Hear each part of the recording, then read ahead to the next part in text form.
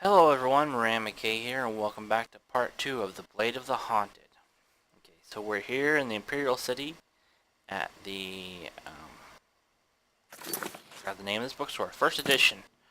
First Edition, I asked you, is there any mod that requires you to buy a book that does not lead you here? Either first thing or eventually. Every single time. You gotta come here. I swear, every single time. I have not run across a single mod yet that doesn't require you to come to the first edition to buy a book. Well, to buy the book that you need for the quest. Okay, so let's get to it. Go ahead, please. Ario and Dundellin. Ah, you come from Mach 9 Jadenhall, right? I know that she's got a remarkable anonymous book version of this often underestimated legend. Sometimes she likes recommending me as the scholar for alien lore, as if she wouldn't know anything. Decent like always. Nevertheless, maybe I've got something interesting for you. I got it delivered only a few days ago and haven't even displayed it for sale yet. Have a look at my incomplete copy of Myth or History by Meridian of Valles.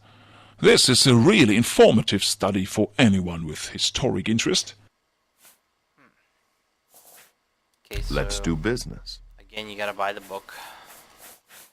Myth or History.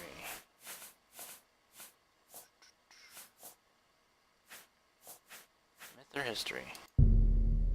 Incomplete. 25 gold. A pleasure to serve you.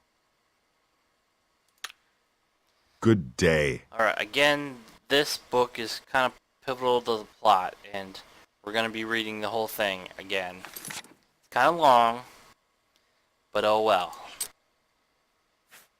I'll read it. All you guys have to do is listen. Where is it at? Myth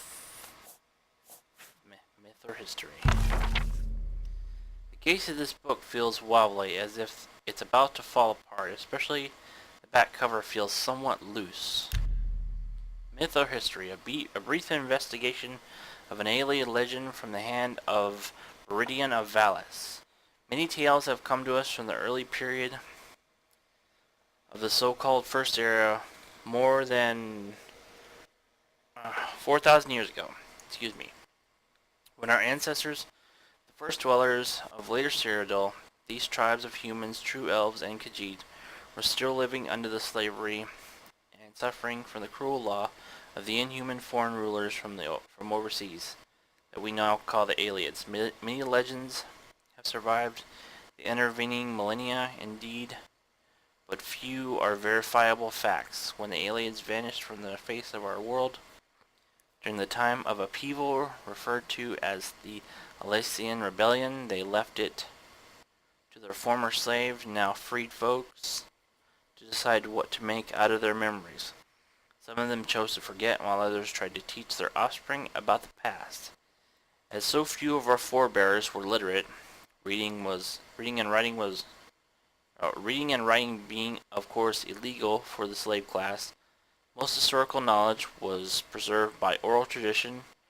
Only a very few had the ability to thoroughly document anything of the past in their writing, so the greater of the dearth of true information about this era, the more myths, fantastic fairy tales, and rumors that have survived to fill this gap. Most of them have been passed down to modern times only as campfire rumors or bedtime stories told by parents to their sleepy offspring at dusk. Nevertheless, we may not forget that every myth has its true historic nucleus, however small it might be. As we know, the various physical reminders of alien times are still evident throughout Cyrodiil in architecture, locations, names, or artifacts attesting to the true historic events on which many of our folk traditions are based. One of the least known, in fact nearly forgotten, tales of alien origin is the saga of Dundellin and his so-called Blade of the Haunted. It has come to us through stories of outlaws and vagabonds, which were written down in later times when most of the real information had already been mixed up with fantasy. Thus, it wasn't really trustworthy anymore. However, I have found a serious historic document, a handwritten proof that there actually is some truth behind the story. But let me put this aside for a moment. At first, we should recapitulate a brief summary of the tale itself. I based this abstract mainly on the most popular written version, which was told by Leidenbar the Bard at the Imperial Court during the Second Era, according to the Cyrodiilic Annals, Volume 23-5. But I also took into account some other fragments conveyed by different authors. A brief summary of the tale of Dundellin and the Blade of the Haunted. The legend tells us about an Aelie king called Dundellin. Many scholars now consider him to be a mythic character, not a historic person.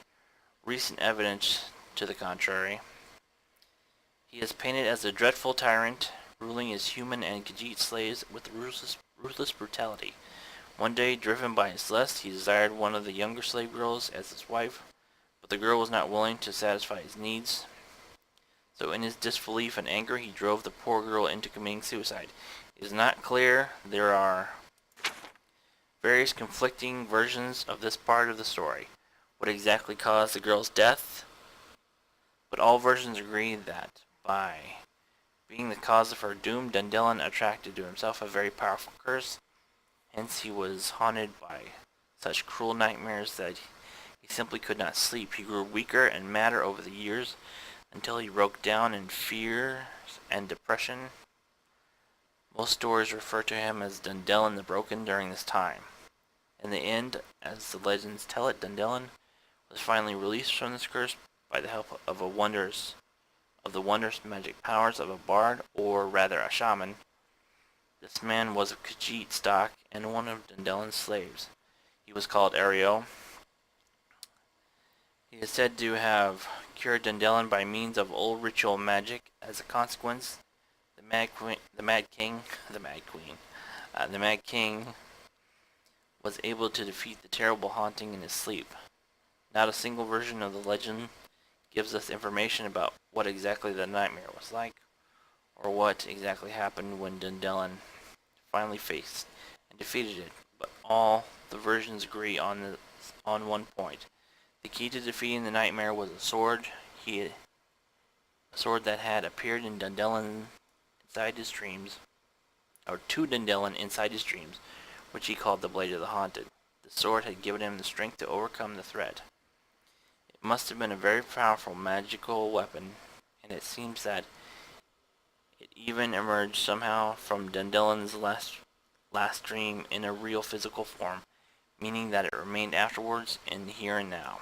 Some versions of the legend even go beyond that by claiming that Dundellin, after his release, had the sword emblazed and inscripted by his best artisans and then donated to Ariel as a sign of gratefulness towards his savior.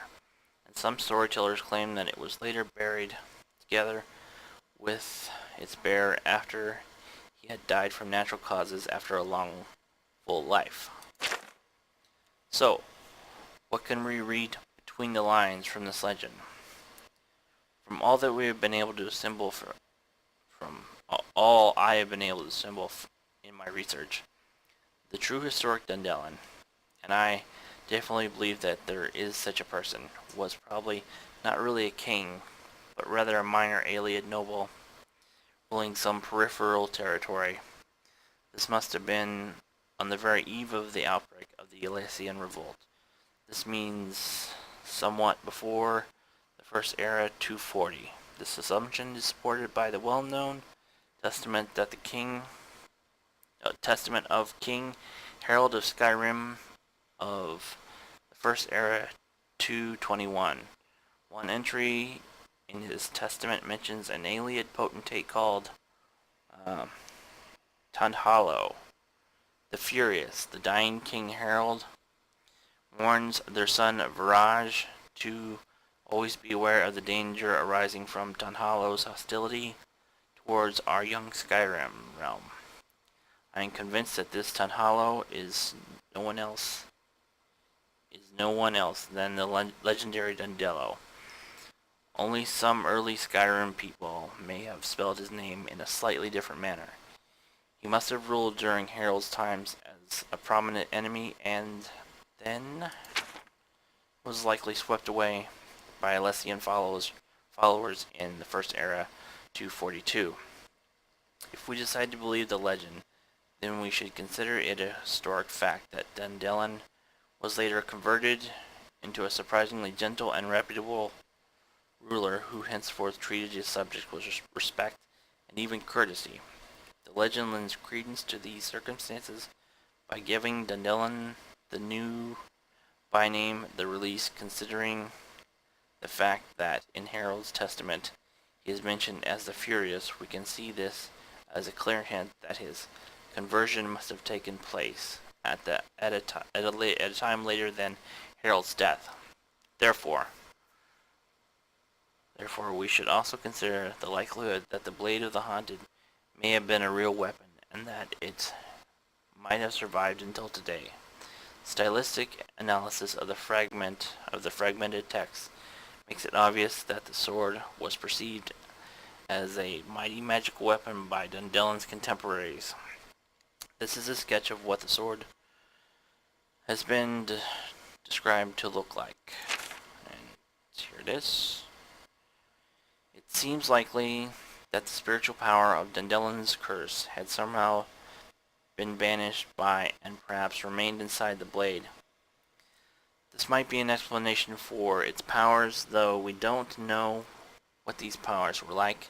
At least we know of one single historical manuscript that claims to know exactly the wording of the sword inscription. It is a fragment from an early Third Era, which is usually credited to Miro Mercurial, pseudonym, a bard from modern Skyrim. According to his report, the inscription was applied to the blade by the order of Dundellan before he gave it to Ario. It read as follows. The strength is in your soul. Find it you must, but you must find it by yourself. Let the weapon be forged. Let your nightmares end. To Aro, the savior of my dreams. Whether these words are authentic or rather a fantasy derived from Miro's creative mind, we cannot tell. He also mentions that it was written in a local tongue common with Dundellan's reach at that time. Because we do not know where this was, we can only assume that it must have been some regional wild elven dialect of the First Era. Last but not least, this leads us to the most interesting of all questions. Here too it has remained unanswered. We don't know where Dundellan's territory was actually located, but I claim that I have found the evidence that this location really exists. There is a real historic place where this legend was born, and this is why I've decided to put all this to paper, so that it will not be lost again. Maybe I will be able to find this place, or if I should fail, someone after me shall pick up my trail. I have found written proof within a fragmented diary of a traveling Cyrodiilic merchant who was called. The text abruptly ends here. It seems that the last pages have been ripped out and removed. Of course.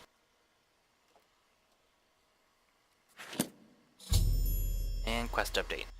Following the advice given by Machna, the Argonian book vendor in Shadenall, I ended up at the first edition in the Imperial City Market District, where I found an interesting essay written by an historian, Meridian of Valis, which deals with the historical essence of Ario and Dundellan. Unfortunately, last pages, obviously those of the most interest, are missing from the book, as if someone ripped them out. What do you want?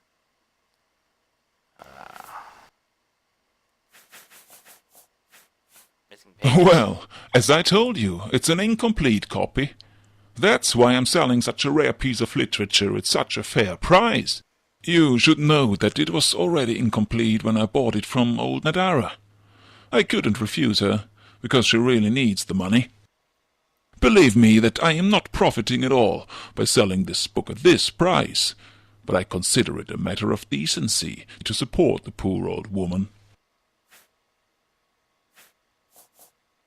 Who is old Nadara? Nadara? You haven't heard about her? She's that nice old lady living outside the city walls. And she has been through a lot lately, that's sure. What happened to Nadara? I don't trust you enough to talk about that. How about some Go ahead. coin to loosen up your tongue? Handsome. How nice. It's just what I wanted. Okay, now what happened to Nadara? Okay, I see. You're a stranger to this city, so how could you know about such local gossip? As you look like a righteous fellow, why shouldn't I tell you about her situation? Poor Nadara lost her husband 2 years ago, so she had to sell her old house and move to this mean cottage in the outskirts. She lost everything, so from time to time she has to sell some remainders of her late husband to get by. I feel sorry for her, so I help her a bit. Most time I pay her more for her books than they're actually worth. As for this one you just bought, you see. I just can't stand watching her struggle so hard, just to get along.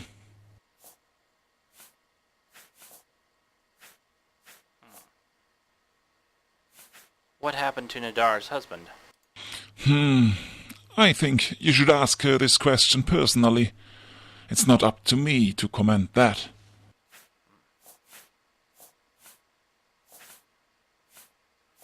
Where can I find Nadara?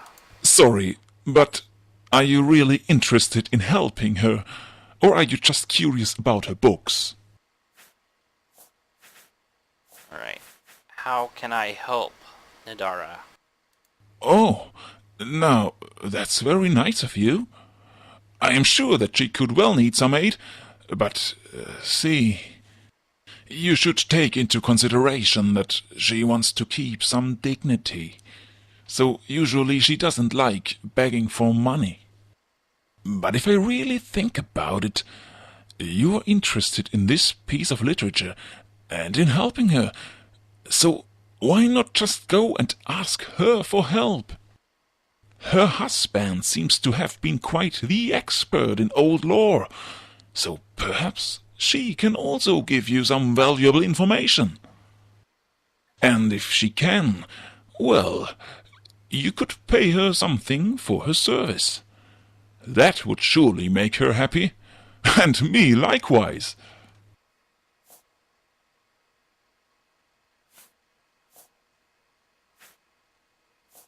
I'd like to help her. Great! I knew that I wasn't wrong about you. Just go to Nadara and send her my regards. I am sure that she will help you. You will find her house by leaving the city through Talos Plaza gate, just some 50 or 100 yards on the right hand, behind Chestnut Stables. The house might be easy to miss, quite small and humble, you know, but I am sure you'll find it. I wish you all the best for your research. Yes. Research. Okay. Quest update. I have promised Phineas to ask the old widow called Old Nadara for help in order to find out more about the missing pages of Meridian's book. Alright, and we'll pick up part 3, looking for that cabin. I'll see you guys later.